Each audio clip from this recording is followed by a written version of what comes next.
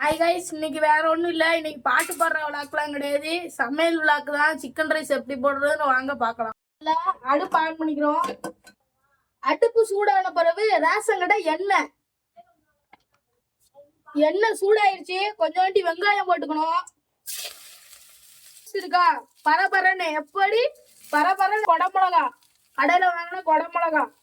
ஐயோ ஐயோன்னு நல்லா பாட்டு பாடிட்டே சமையல் பண்ண வேண்டியதா.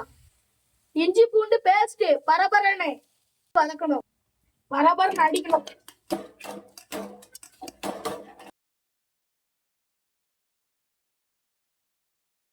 நம்ம முதல்ல 3 முட்டை உடச்சி ஊற்றிக்கணும். அடுப்பை கொஞ்சம் கம்மி பண்ணிவிட்டு முட்டையை உடச்சி ஊற்றின பிறகு உப்பு பரபரன்னு உப்பு போட்டுட்டு நல்லா கிண்டணும். ரைஸ் கடையில் கிண்டுற மாதிரி அடுப்பை கம்மியாக வைக்கிட்டு நம்ம பாஸ்மதி ரைஸ் வடித்து வச்சதை கடன்னு நம்ம பாஸ்மதி ரைஸை போட்டுட்டு நம்ம தேவையான சோயா சாஸு, தக்காளி சாஸு, அடுத்து ரைஸ் பொடி, நம்ம தேவையான காரத்துக்கு பொடி எல்லாம் போட்டு சாஸ் போட்டு ஃபைனல் லுக்கை நம்ம செஞ்சு கடையில் வாங்குற மாதிரி ரைஸு சம்மணி போல சூப்பராக வச்சுருக்கோம். சாப்பிட்டு எப்படி இருக்குன்னு சொல்கிறேன்.